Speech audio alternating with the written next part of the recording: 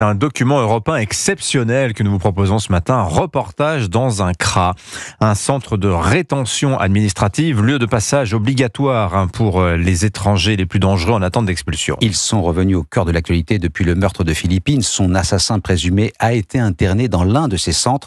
On en recense 2000 aujourd'hui en France, 2000 places disponibles aujourd'hui en France.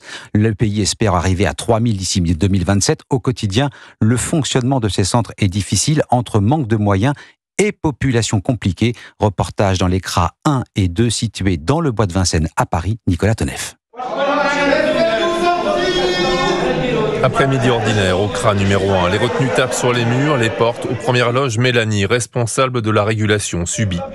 Voilà, c'est ça. Voilà. Avec des agressions verbales et physiques ou Physique, ça arrive de temps en temps et verbal, c'est constamment. Là, il y a même pas une heure de ça, c'était nique ta mère, sale pute. La sanction applicable, on les met en chambre de mise à l'écart pendant 1 heure. Puis après, ils retournent dans le centre, ils recommencent. Sur 200 retenus, 191 ont commis un trouble à l'ordre public. 21 sont des sortants d'établissements pénitentiaires.